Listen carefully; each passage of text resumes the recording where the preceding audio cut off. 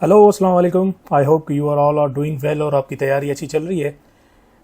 आज हम जो पेपर डिस्कस करेंगे वो है FIA गेस पेपर 5। तो चलते हैं हमारे क्वेश्चन नंबर 1 की तरफ।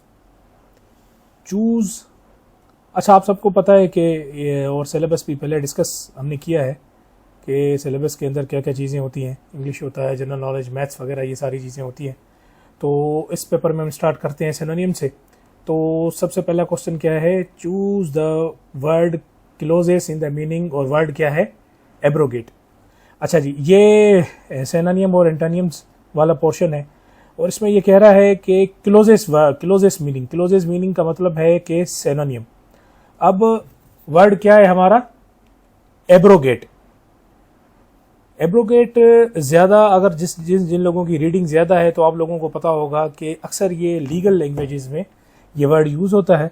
और एब्रोगेट का मतलब स्ट्रेथन बिल्कुल नहीं है, कंटिन्यू बिल्कुल नहीं है और डिले बिल्कुल नहीं है। स्ट्रेथन का मतलब होता है मजबूत करना, कंटिन्यू का मतलब होता है कि एक चीज़ को जारी रखना, डिले का मतलब होता है ताख़ीर करना, लेकिन एब्रोगेट का मतलब है मनसूख कर देना। तो एब्रोगेट का सही जवाब है रिपेल। चलें जी, नेक्स्ट क्वेश्चन पे आ जाते हैं। The second number question is choose the synonym of lucid. अब सिनोनिम हो या ये लिखा हुआ हो कि क्लोज्ड मीनिंग, बात सेम होती है। अब देखिए इनके ऑप्शन पे आके गौर करते हैं। अच्छा, इनका ऑप्शन है, सबसे पहले दिया हुआ है एम्बिग्यूअस। अब एम्बिग्यूअस का मतलब होता है कि कोई चीज़ किसी और चीज़ के अंदर छुपी हुई हो।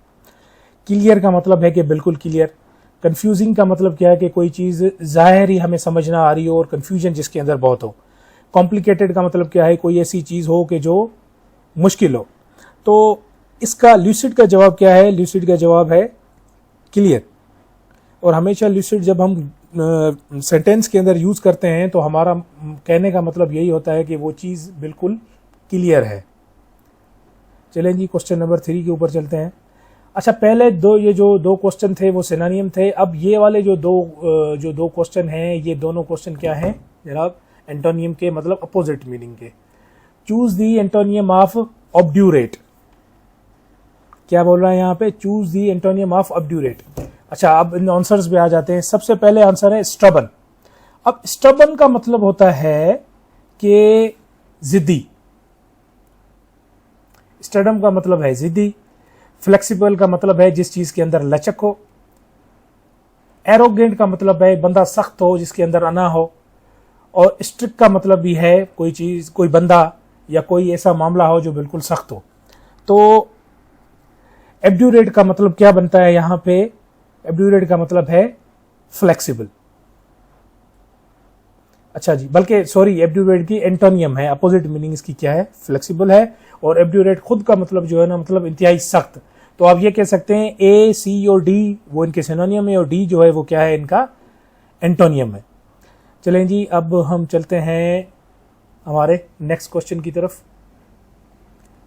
उसमें क्या लिखा हुआ है यहाँ पे, ये कह रहा है चूज दी अपोजिट ऑफ इम्पेनिशियस। अब इम्पेनिशियस का मतलब क्या है, मतलब इनकी अपोजिट क्या है। अब यहां पे हमारे पास 4 वर्ड दिए हुए हैं, अगर आप देखेंगे तो।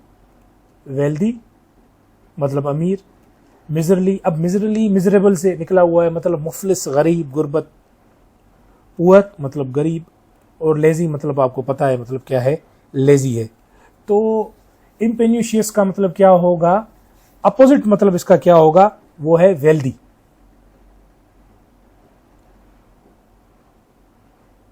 अच्छा जी, हम आगे चलते हैं हमारे नेक्स्ट क्वेश्चन की तरफ। देखिए, मैं थोड़ा जल्दी इसलिए चल रहा हूँ कि ये 100 क्वेश्चन है और हर क्वेश्चन को हमने पढ़ना भी है और उसके सही जो सवाल है, सही जो आंसर हैं, वो भी उन पर भी डिस्कस करना है। अच्छा जी, ये ग्रामर का क्वेश्चन यहाँ पे आ गया है। यहाँ पे क्या कह रहा है, the committee reached a dash decision after lengthy deliberation. मतलब कमेटी ने पहले जो है डिस्कशन की है और डिस्कशन के बाद वो क्या है, रीच्ड मतलब किसी चीज़ पे पहुंचे हैं। लाजमी हमारे जहन में क्या आएगा, डिसीजन आएगा। लेकिन डिसीजन से पहले भी यहाँ पे एक लफ्ज़ लिखना ज़रूरी है। अब वो लफ्ज़ क्या है, वो लफ्ज़ ये है यूनानिमस। जो कमेटी है वो डेलिब्रेशन के बाद, अपनी पूरी उन्होंने गुफ्तो शुनूद के बाद एक यूनानिमस मतलब सारों ने एक चीज़ पे एग्रीड किया है, यूनानिमस डिसीजन के वो वहाँ पे उन्होंने पहुंचे हैं यूनानिमस डिसीजन की तरफ। इसमें आप देखें एब्सोल्यूट है, एब्सोल्यूट का मतलब है कि पुराना, ठीक है, वो यहाँ पे मीनिंग नहीं है। एब्सोल्यूट की मीनिंग है रिलेक्टेंट का मतलब है कि ऐसी चीज़ जिसमें कोई बंदा रेजिस्टेंस दिखाए। ठीक हो गया। अब चलते हैं क्वेश्चन नंबर 6 की तरफ। यहाँ पे भी एक स्टेटमेंट है और इस स्टेटमेंट में हमसे पूछा गया है कि आप बताएं कि फिलिंग द ब्लैंक्स में क्या होगा। The witness gave an dash account of incident, मतलब एक विटनेस है, उसने जो है अपना एक इंसिडेंट की पूरी कहानी बताई है। अब वो क्या है, मतलब फिलिंग द ब्लैंक में क्या होगा। इवेसिव, कोहेरेंट, इररिलेवेंट और आर्बिट्रेरी। इसमें जो हमारा सही आंसर है वो है कोहेरेंट। अब कोहेरेंट का मतलब क्या है कि मतलब जो इंसिडेंट जो उसने बताया है वो कोहेरेंट है, वो जामे है। ठीक हो गया। अब हम चलते हैं हमारे नेक्स्ट क्वेश्चन की तरफ। अच्छा, ये लास्ट में इसकी की भी है। अच्छा जी, यहां पे स्टेटमेंट क्या है, यहां पे ये स्टेटमेंट है कि he was accused dash embezzlement. अच्छा, एम्बेजलमेंट का मतलब होता है कि पैसों का गबन करना, करप्शन करना, हेर फेर करना। ठीक हो गया। अब यहां पे ये है प्रीपोजिशन का। अब इसमें क्या होगा, he was accused for embezzlement, he was accused with embezzlement, he was accused of embezzlement, और दूसरा यहां पे है he was accused on embezzlement। अच्छा जी, अब इन चारों में से जो एग्जैक्ट राइट आंसर है वो ये है कि he was accused of embezzlement। For भी नहीं आएगा, विथ भी नहीं आएगा और ऑन भी नहीं आएगा। चलें जी, नेक्स्ट क्वेश्चन की तरफ चलते हैं। ये भी प्रीपोजिशन है बेटा, और इसमें क्या कहा गया है, एक मिनट रुके। The report is based dash reliable evidence. जो रिपोर्ट है वो बेस्ड है filling the blanks reliable evidence पे। अब हमें यहां पे देखना होगा कि यहां पे कौन सा प्रीपोजिशन जो है वो एग्जैक्ट आएगा। The report is based upon, the report is based over नहीं होगा, the report is based at नहीं होगा, report is based on to नहीं होगा, रिपोर्ट इज बेस्ड अपॉन होता है। जब भी आप ग्रामर की क्वेश्चन करें, प्रीपोजिशन के सवाल आए तो याद रखिएगा 90% बेस्ड के साथ अपॉन लगता है। चलें जी, नेक्स्ट क्वेश्चन की तरफ चलते हैं। अच्छा, हमने सिनोनियम्स देखे, एंटोनियम्स देखे। अब यहां पे एरर डिटेक्शन है, मतलब यहां पे ग्रामर की कोई ना कोई गलती होगी।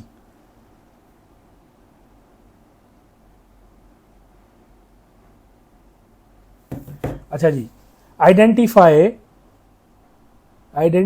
The incorrect part. ये पूरा जुमला है।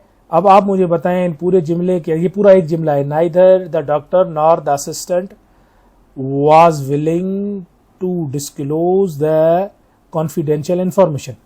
ये पूरा एक सेंटेंस है और इस सेंटेंस के हर पार्ट को अलग अलग ऑप्शन दिया हुआ है। इसमें हमें यह बताना है कि इनकरेक्ट पार्ट कौन सा है।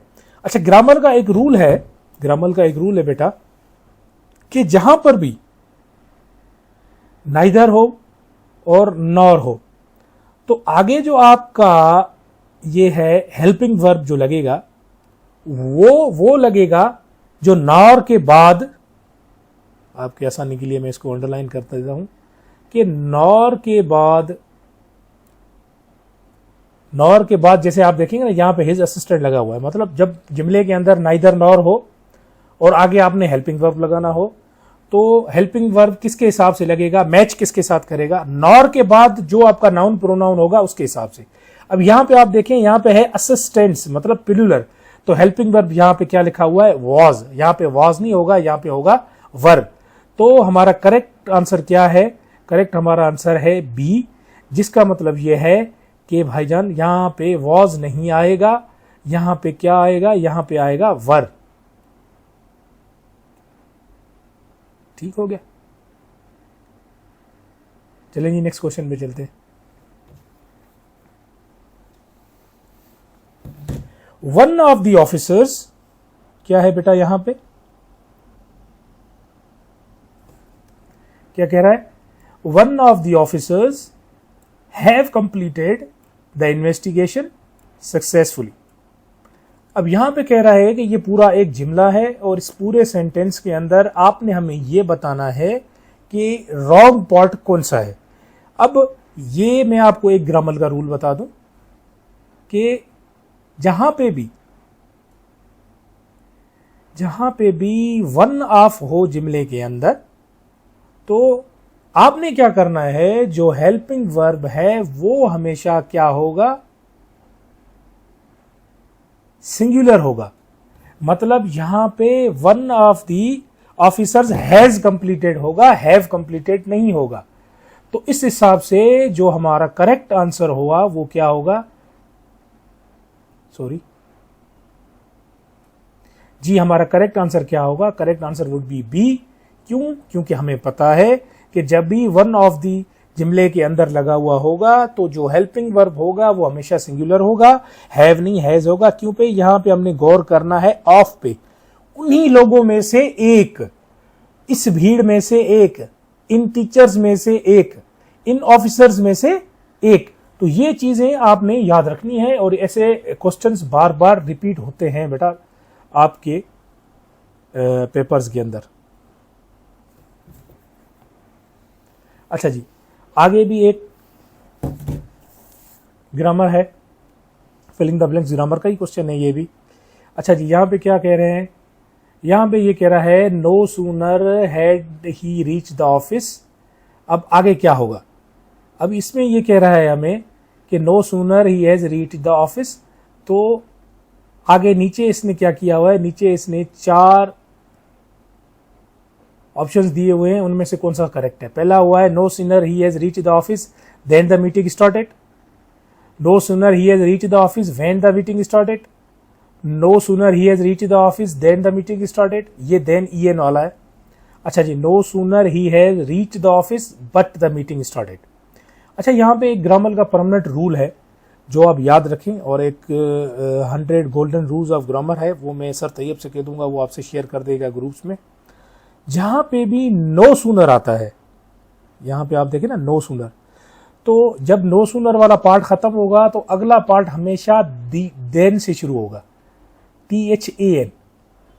तो बेटा हमारा सही आंसर क्या है? सही आंसर है A. No sooner he had reach the office then the meeting started. ठीक हो गया? तो मतलब वो वहां पे पहुंचा, फिर मीटिंग क्या हुई? स्टार्ट हुई। तो ये रूल है प्रॉपर और परमानेंट रूल है कि नो सूनर जहां पे भी होगा तो अगला जुमला THAN वाला जो देन है वहां से स्टार्ट होगा। ये याद रखिएगा, THEN वाला देन की मीनिंग अलग है, मतलब बाद में। चलें जी, नेक्स्ट क्वेश्चन की तरफ चलते हैं। अच्छा जी, यहां पे भी एक क्वेश्चन है, scarcely had the accuse enter the room dash. यहां पे भी वही सेम चीज, scarcely had the accuse enter the room dash. अब ये कह रहा है कि जैसे ही बहुत कम टाइम के अंदर वो अक्यूज रूम के अंदर पहुंचा तो आगे क्या हुआ?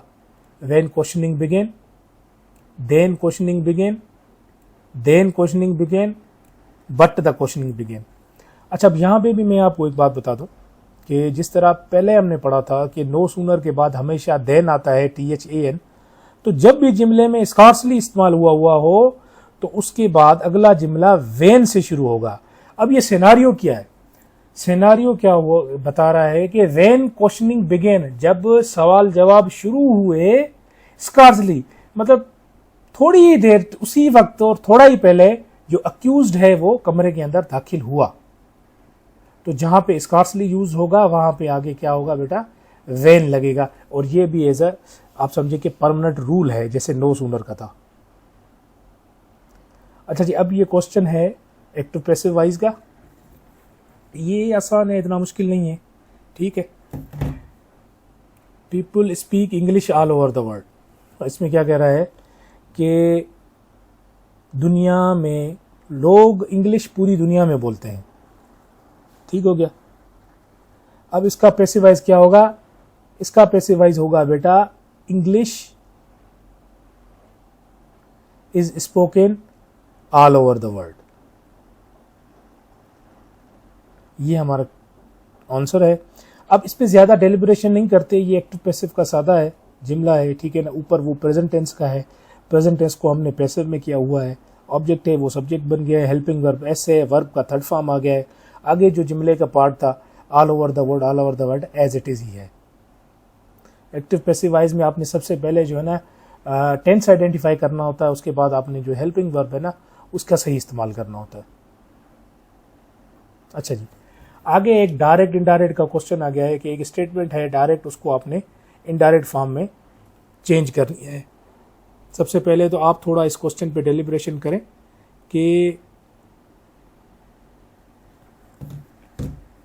और ये भी आसान है, कोई इतना मुश्किल नहीं है। द ऑफिसर सेड, ऑफिसर ने कहा, I have submitted the investigation report.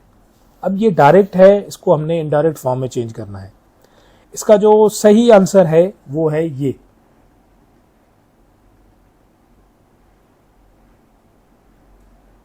Sorry, he says that he has submitted the report। अच्छा जी, डायरेक्ट इनडायरेक्ट में आप देखें, जैसे हमने रूल्स आपको बेसिक क्लॉज में भी पढ़ाए होंगे, नहीं है तो आप वो हमारी वीडियो चेक कर सकते हैं, हमारे चैनल पे है। यहाँ पे आप देखें आई के बाद हैव लगा हुआ है, मतलब this is present perfect tense, और प्रेजेंट परफेक्ट टेंस हमेशा आगे जाके इनडायरेक्ट में पास्ट परफेक्ट टेंस में बेटा चेंज हो जाता है, और आई हमेशा ही में चेंज होता है। ये बेसिक रूल्स हैं डायरेक्ट इनडायरेक्ट के। और हाँ, ऐसे आसान क्वेश्चन भी आते हैं, हमेशा ऐसा नहीं है कि बिल्कुल मुश्किल क्वेश्चन आते हैं, लेकिन क्या होता है हम आसान क्वेश्चन में ही फंस जाते हैं क्योंकि हम रूल्स भूल जाते हैं। ये बेसिक रूल्स आपने याद करने हैं। अब क्वेश्चन नंबर 15 है, ये एक आइडियम है, और ये idiom to leave no stone unturned. अच्छा, ये इडियम अक्सर पॉलिटिशियंस ज़्यादा इस्तेमाल करते हैं जब ये बताते होते हैं कि यार हमने तो हमारे सूबे और मुल्क में इतना काम किया है कि हमने कोई चीज़ भी नहीं छोड़ी, हर चीज़ को हमने कोशिश करके सही किया है या सही करने की कोशिश की है। To leave no stone unturned, तो इसका जो सही जवाब है वो है मेक एवरी पॉसिबल एफर्ट। ठीक हो गया। इसका हाई डिविडेंस नहीं है, डिस्ट्रॉय प्रॉपर्टी नहीं है, ट्रेवल वाइडली नहीं है, इसका जवाब है मेक एवरी पॉसिबल एफर्ट। चलें जी, आगे चलते हैं। वन वर्ड सब्स्टिट्यूशन है क्वेश्चन नंबर 16 का। अच्छा जी, यहां पे ये कह रहा है a person who deliberately sets the fire to the property. इसमें आंसर से पहले एक चीज मैंने आपको समझानी है कि फायर को हमेशा, जो हम बोलते हैं ना यार इसने आग लगा दी, आग लगा दी, तो हम जब उसको इंग्लिश में ट्रांसलेट करते हैं ना, हम कहते हैं he sets property on fire, या a person who deliberately sets fire to the property.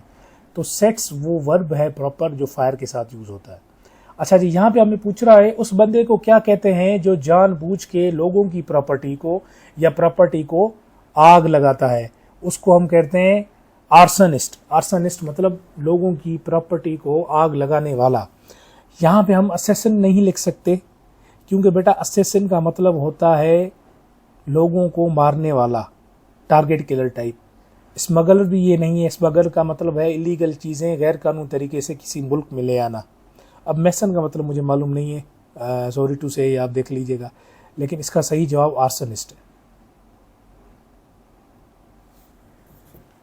Question number 17 की तरफ हम आ गए हैं।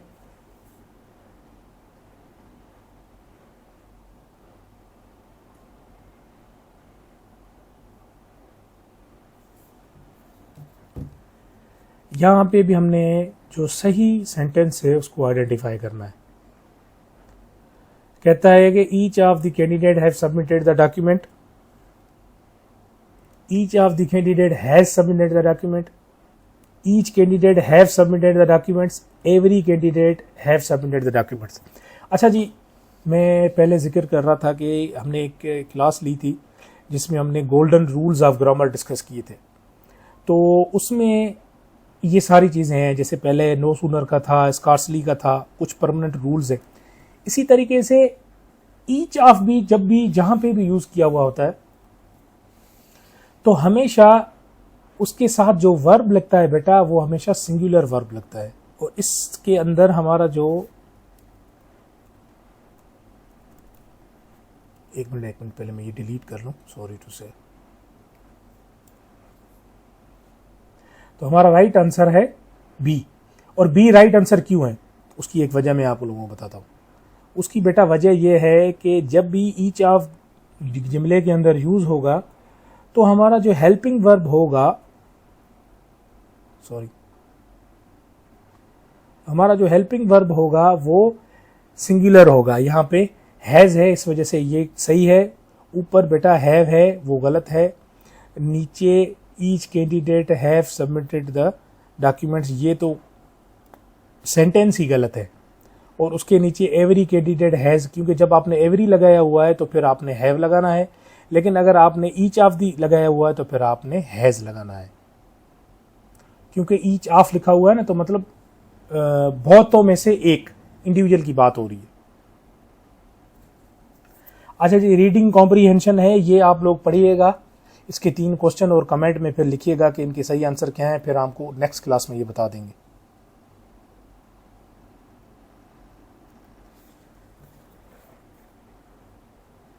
ये एक सिनोनिम एंटोनियम है वो हम करवा देते हैं आपको। अच्छा जी, प्रूडेंट लफ्ज है जी, प्रूडेंट कह रहे हैं कि इसकी नियरेस्ट मीनिंग मतलब इसका आप सिनोनियम बताएं। अच्छा, वाइज का मतलब होता है होशियार, रेकलेस का मतलब होता है गैर जिम्मेदार, एंग्री का मतलब गुस्सा या गुस्से वाला, केयरलेस का मतलब भी कमोपेश गैर जिम्मेदार की तरह है, लेकिन रेकलेस थोड़ा ज्यादा रैश किस्म के बंदे जो होते हैं। इन सारों में से जो करेक्ट आंसर है वो है वाइज। प्रूडेंट का मतलब भी है समझदार, अक्लमंद, और वाइज का मतलब भी यही है। तो यहाँ तक हमारा इंग्लिश का पोर्शन था। आई होप कि ये चीज़ें आपको समझ आई होगी। ग्रामर पे ध्यान दें, ग्रामर के रूल्स पे ध्यान दें। छोटी छोटी जो चीज़ें होती हैं वो कभी कभार एग्ज़ाम के अंदर बड़ा काम कर लेती हैं। अच्छा जी, जनरल नॉलेज के ऊपर आ जाते हैं। Which of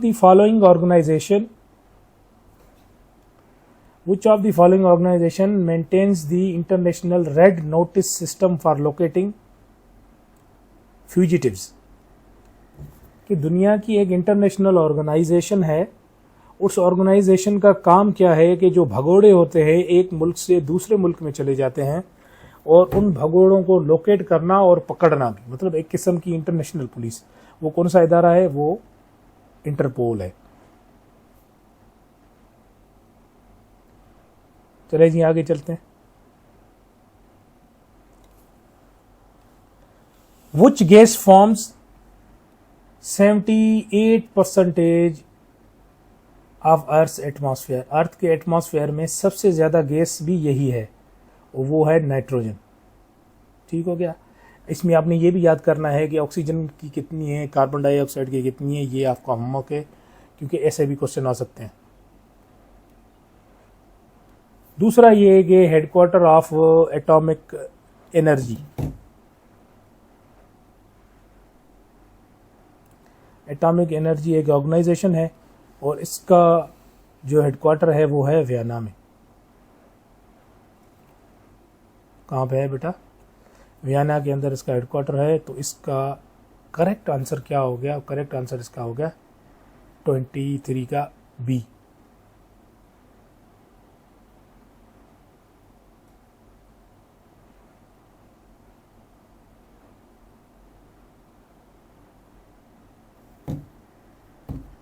अच्छा जी, नेक्स्ट पे चलते हैं।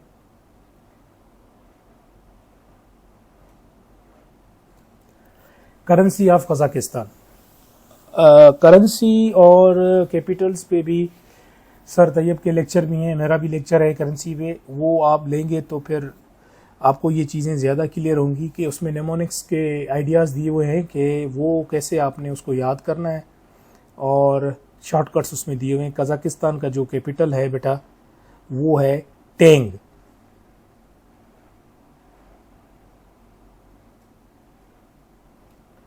अब इनका कैपिटल चेंज हो गया है, ठीक हो गया। उसका नाम क्या है वो आपने कमेंट में मुझे बताना है। टेंग भी इसका कैपिटल है, बिल्कुल, सॉरी, यहाँ पे हम करेंसी की बात कर रहे हैं तो इसका करेंसी टेंग है, माय मिस्टेक। अच्छा, कजाकिस्तान का वैसे कैपिटल चेंज हो गया है और वो हमेशा क्वेश्चन अब आता है, क्योंकि वो आपने कमेंट में लिखना है कि कजाकिस्तान का नया कैपिटल कौन सा है। अच्छा जी, क्वेश्चन नंबर 25 पे हम आ गए। ये क्वेश्चन क्या है, which of the following is not the permanent member of United nation security council. United nation का सिक्योरिटी काउंसिल का कौन सा यहाँ पे जो मेंबर है वो नहीं है, जर्मनी नहीं है यहाँ पे मेंबर। चाइना है, रशिया है, फ्रांस है, यूके है और यूएसए है, लेकिन जर्मनी नहीं है, क्योंकि ये वर्ल्ड वार 2 के बाद बनी थी और वर्ल्ड वार 2 के बाद जर्मनी जो है वो जंग हार गया था और हारे हुए को कभी भी इनाम नहीं दिया जाता। 26 क्या है,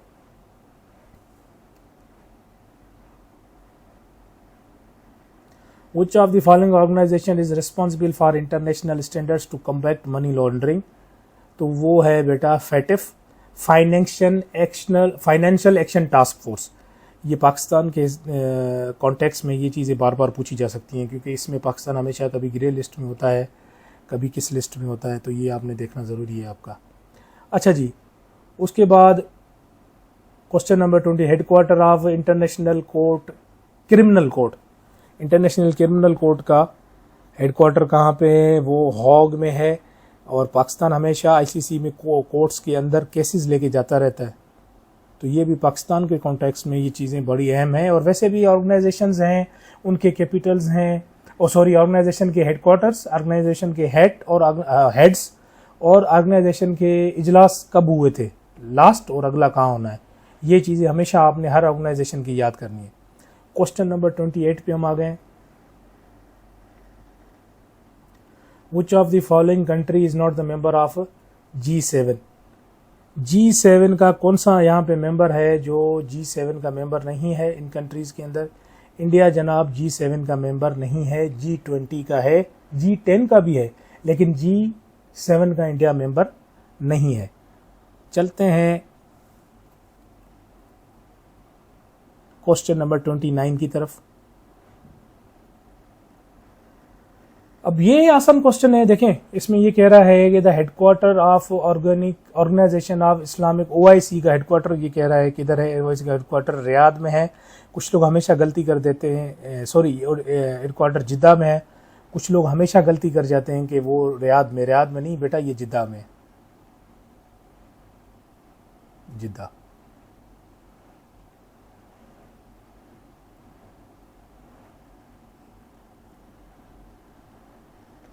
Which UN agency is responsible for aviation standards? Aviation standard के लिए कौन सी एविएशन एजेंसी है वो रिस्पॉन्सिबल है? अब ये क्वेश्चन भी अक्सर रिपीट हुआ है और ये इसका सही आंसर जो है वो है, सॉरी, क्वेश्चन नंबर ए जो है वो इसका सही आंसर है। सॉरी, यहाँ पे ये एरो गलत आ गया जी, ए जो है ना ये इसका सही आंसर है।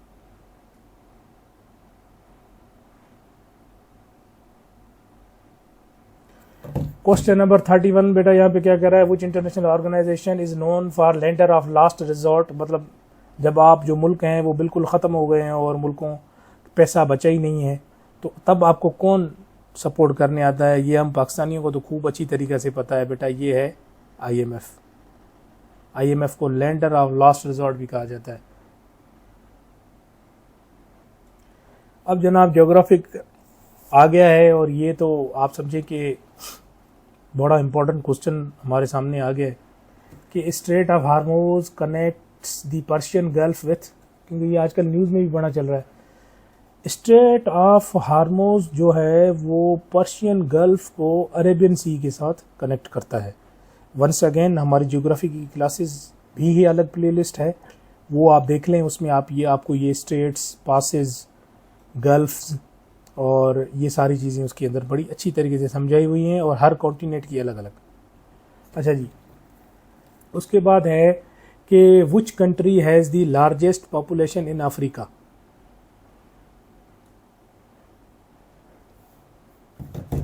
अफ्रीका के अंदर सबसे लार्जेस्ट पॉपुलेशन किसकी है? वो है नाइजीरिया की। आगे चलते हैं जनाब। विच river passes through Austria, Slovakia, Hungary and Serbia? अच्छा जी, ये क्वेश्चन बड़ा वो है अपना ट्रिकी भी है एंड आप सब लोगों को अंदाज़ा भी होगा। एक मिनट रुकिएगा जी। Which river passes through the capital of Austria, Slovakia, Hungary and Serbia? और इसका करेक्ट आंसर है वोल्गा। सॉरी, वोल्गा नहीं, आई एम सॉरी, वोल्गा तो रशिया में, रिवर डेन्यूबे या दनूबे, तो ये ईस्टर्न यूरोपियन की कंट्रीज़ हैं और यहाँ पे दनूबे रिवर जो है ना वो इन कंट्रीज से गुजरती है। अच्छा जी, नीचे आ जाते हैं। करेंसीज को मैच करते हुए सही पेयर को आप मैच करें। जस्ट अ मिनट, ये असल में बार बार ना कहीं और जगह पे क्लिक हो जाता है। अच्छा जी, इसमें जो राइट आंसर है वो है अजरबैजान और मन्नत का, ये राइट पेयर है। क्वेश्चन नंबर 35 का जो सही जवाब है वो है ए। अब चलते हैं जनाब अगले क्वेश्चन पे।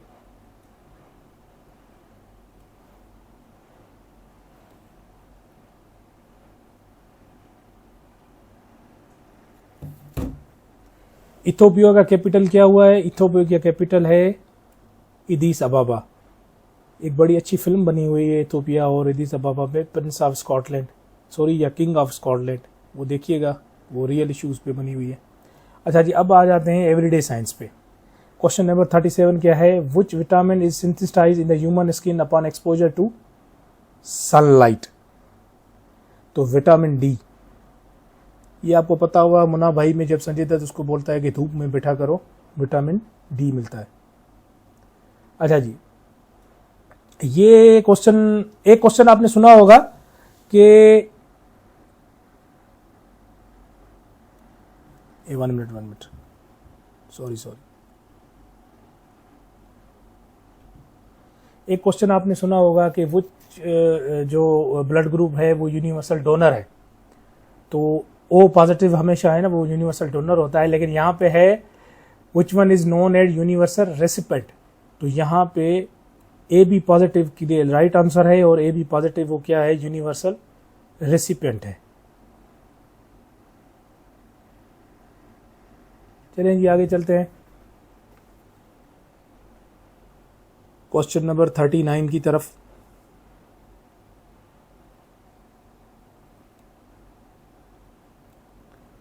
इसमें क्या कह रहा है? Which protocol is commonly use to automatically assign IP address to the device on a network? इसका सही जवाब है सी। अब ये मेरे फील्ड नहीं है तो बस हम आपको सही जवाब इसमें बताते जा रहे हैं। ये देख लीजिएगा आप कि अगर इससे रिलेटेड भी कोई क्वेश्चन आए।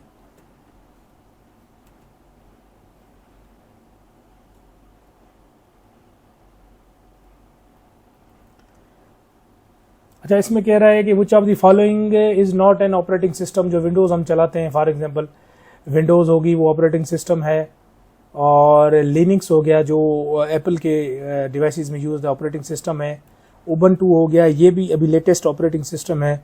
लेकिन जो चीज़ ऑपरेटिंग सिस्टम नहीं है वो है ओरेकल। ओरेकल जो है जनाब वो ऑपरेटिंग सिस्टम नहीं है। अब चलते हैं क्वेश्चन नंबर 41 पे। इस्लामिक स्टडीज आ गई है। Which pillar of Islam was made obligatory in second Hijri? ज़कात को सेकेंड हिजरी के अंदर फर्ज किया गया था। How many articles of faith imamul mufassil are traditionally recorded in Islam? इस्लाम में ईमान मुफस्सिल के वो कितने आर्टिकल्स ऑफ फेथ है जो बताए गए थे? वो है 6। ये आप सर्च कर लीजिए इमाम मुफस्सिल।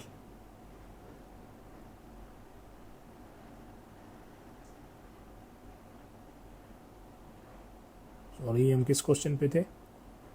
42 पे थे, अब 43 पे आ गए। The first written constitutional governing relation among Muslim and other communities in Medina is known as charter of Medina, मीसा के मदीना। और ये आपको वैसे पढ़ना भी चाहिए, मीसा के मदीना, और बड़ा एक तारीखी एग्रीमेंट है। अब चलते हैं 44 की तरफ। विच companion was appointed by Holy Prophet as the first governor of Makkah after his conquest। मक्का के कॉन्क्विस्ट के बाद मक्का का जो पहला गवर्नर था वो कौन था? वो था हजरत उत्तब बिन आसिद। हो सकता है ये उत्बा हो, लेकिन आप इसको फैक्ट चेक इसको चेक कीजिएगा, लेकिन मेरे ख्याल में ये सही लिखा हुआ है, हजरत उत्तब बिन आसिद ही है। अच्छा जी, विच सूरा डज नॉट बिगिन विथ बिस्मिल्लाह? ये है, हम सबको पता है और बचपन से पढ़ते आ रहे हैं, ये है सूरत तौबा। ठीक हो गया। अब आगे चलते हैं 46 की तरफ। The first complete revelation of Quran began during the month of Rajab. नहीं, बल्कि रमजान। तो 46 का सही आंसर क्या हो गया? वो है Ramzan.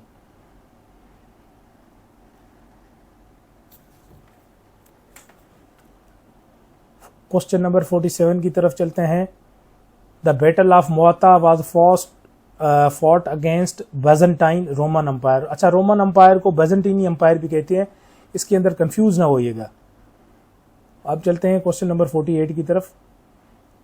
Which battle is regarded as the first naval expedition in the Islamic history during the caliphate of हजरत उमर? मतलब इससे पहले जो जंगें हुई थी उसमें वो नेवल नहीं थी, लेकिन ये फर्स्ट नेवल जंग थी, और इस बैटल का नाम है बैटल ऑफ मस दायतुल सवारी। ये प्रोनाउंसिएशन जाहिर है अरबी की, आप चेक कीजिएगा, लेकिन ये this is the right answer. अब चलते हैं 49 क्वेश्चन की तरफ। During whose caliphate Hijri calendar was introduced? और बिल्कुल ये जी हज़रत उमर के दौर में हिजरी एज अ कैलेंडर जो है ना वो इंट्रोड्यूस किया गया था।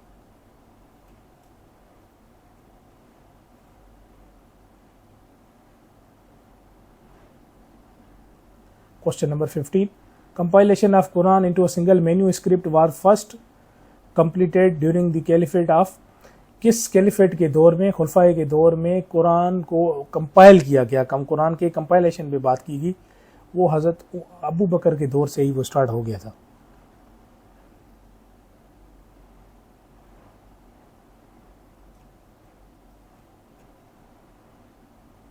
पाकिस्तान यूनिवर्सिटी का शुरू हो गया जी। Objective resolution was adopted by the constitutional assembly 12 March 1949 को।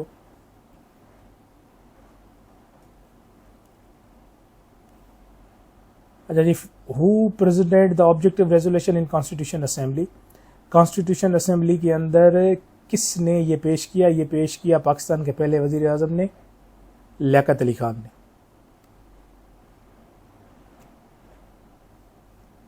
Which constitutional amendment restored the parliament form of government after the 1973 constitution has been substantially altered? 18 amendment. आपको पता है कि पाकिस्तान के अंदर मार्शल लॉ भी बहुत लगी हुई हैं, और 1973 के कॉन्स्टिट्यूशन के बाद बहुत दफ़ा मार्शल लॉ लगी, फिर जमहूरियती हुकूमत आई, लेकिन 18 अमेंडमेंट में क्या किया कि पार्लियामेंट फॉर्म को वैसे ही बहाल किया जैसे वो 1973 कॉन्स्टिट्यूशन बनने के टाइम हुआ था। 54 क्वेश्चन गया था। Council of common interest is established under which article of Pakistan? Article 153 के तहत काउंसिल ऑफ कॉमन इंटरेस्ट को बनाया गया था। सॉरी, ये थोड़ा सिलेक्शन में मसला हो रहा है।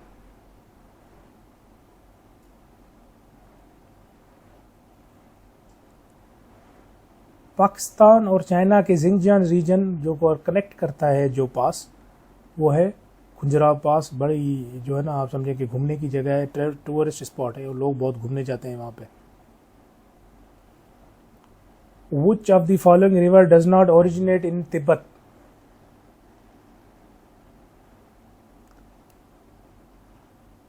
चिनाब नदी है, वो तिब्बत से शुरू नहीं होती, बाकी इंडस हो गया, सतलज हो गया, ब्रह्मपुत्रा हो गया, वो सारी वहीं से ही शुरू होती है।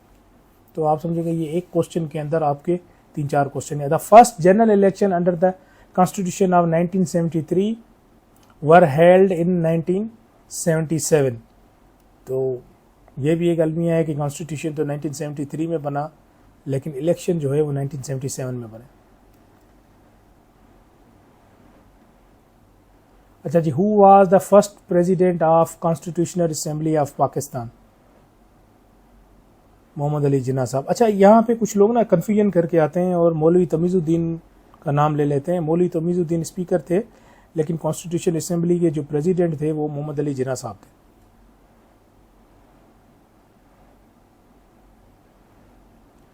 अच्छा जी, नीलम झेलम हाइड्रो पावर प्रोजेक्ट ये कहाँ पे वाक़ है? आप सब लोग घूमने जाते होंगे नीलम झेलम, ये आज़ाद जम्मू एंड कश्मीर के अंदर। आइडियोलॉजी ऑफ पाकिस्तान जो है वो किस पे बेस्ड है? वो टू नेशन थ्योरी पे बेस्ड है। ये क्वाइट इजी है।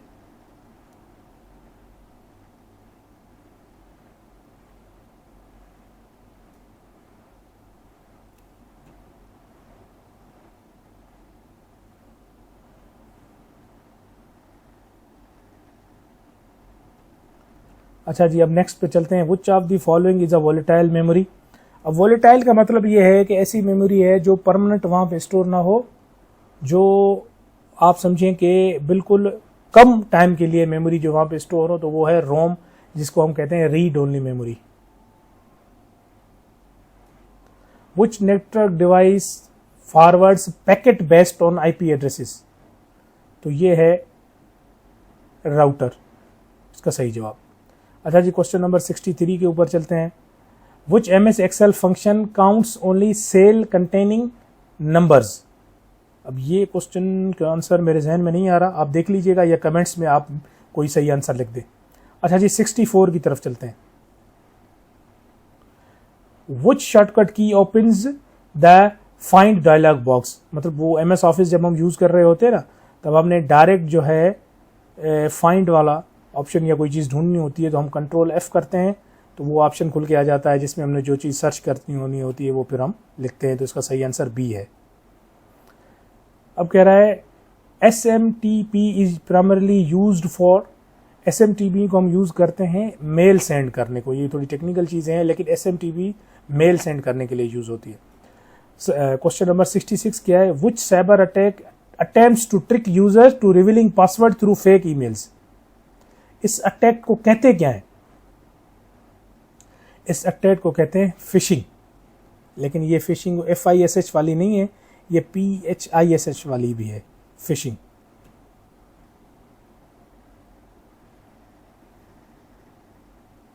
क्वेश्चन नंबर 67 पे कहता है कि IPv6 एड्रेसेस आर।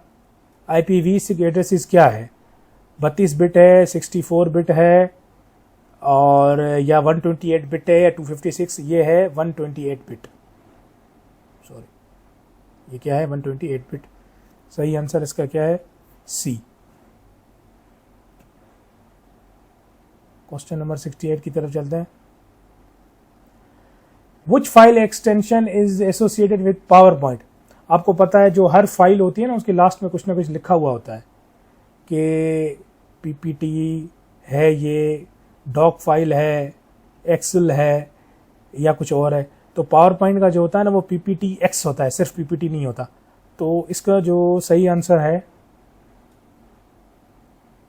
वो है D। अच्छा जी, 69 क्या है? Which of the following is not a search engine? अब गूगल भी सर्च इंजन है, और DuckDuckGo भी सर्च इंजन है, बिंग भी सर्च इंजन है। बिंग माइक्रोसॉफ्ट का सर्च इंजन है, DuckDuckGo चाइना का है। तो फायरफॉक्स आपको जैसे पता है वो ब्राउजर है, तो सही आंसर है C।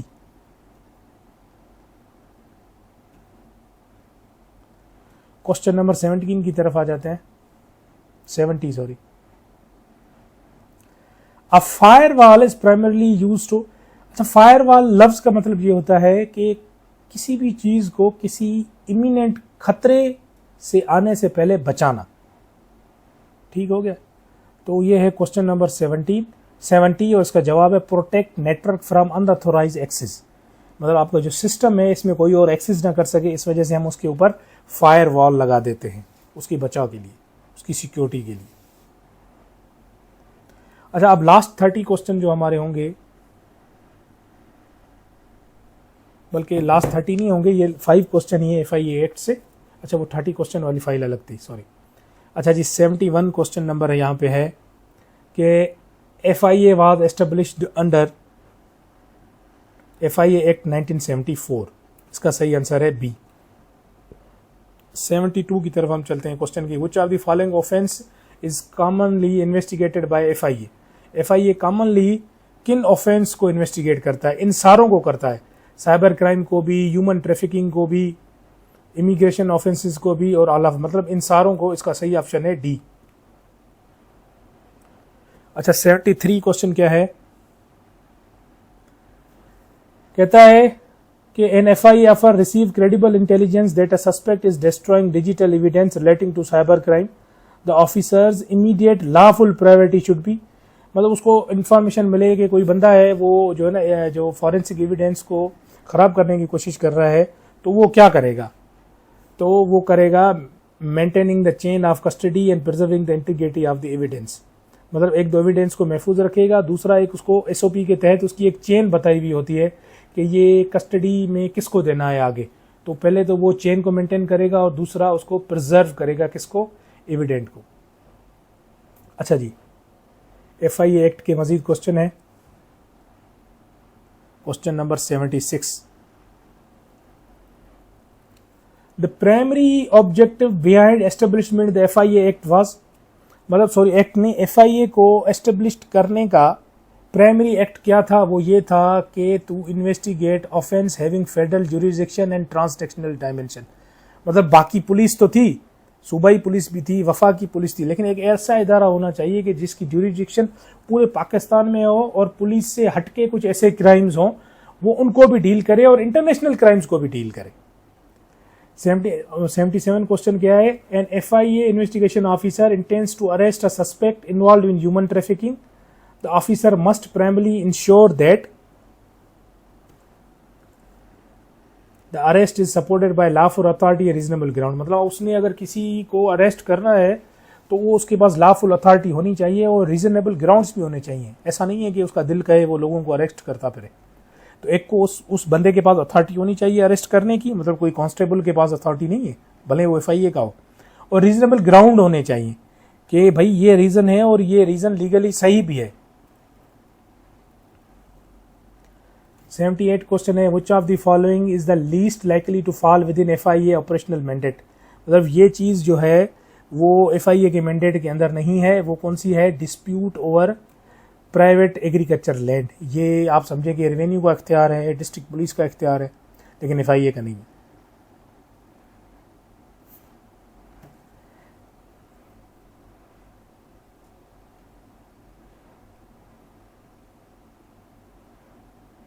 सॉरी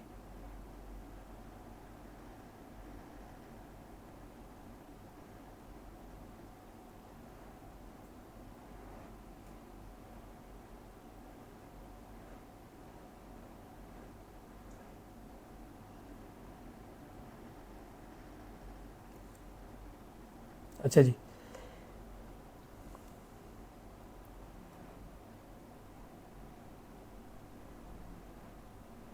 76 हो गया है, 77 हो गया है। अच्छा 77 क्या था? 77 ये था FIA investigation officer intends to arrest a suspect involve in human trafficking, officer must primarily ensure. मतलब उसको पता लगता है कि एक अफसर है जो सॉरी एक बंदा है ह्यूमन ट्रैफिकिंग में है, इन्वॉल्व है, तो सबसे पहले वो क्या करेगा? उसको अरेस्ट करने के लिए, तो उसका भी जो अरेस्ट हो ना वो लॉफुल अथॉरिटी और रीजनेबल ग्राउंड्स की बुनियाद पे ही होगा। 78 भी हो गया है, 79 की तरफ जाते हैं हम। चलो वाइल बोल रहा है while conducting a cyber crime investigation the most important requirement for digital evidence. Digital evidence के लिए मोस्ट इंपॉर्टेंट रिक्वायरमेंट ये है कि officer the original data must be preserved and chain of custody maintained. मतलब जो आपको डिजिटल डेटा मिली है, एक तो उसको सेव करना है और चेन ऑफ कमांड को आपने मेंटेन करना है कि आगे आपने किसकी हैंड ओवर ये चीजें करनी है।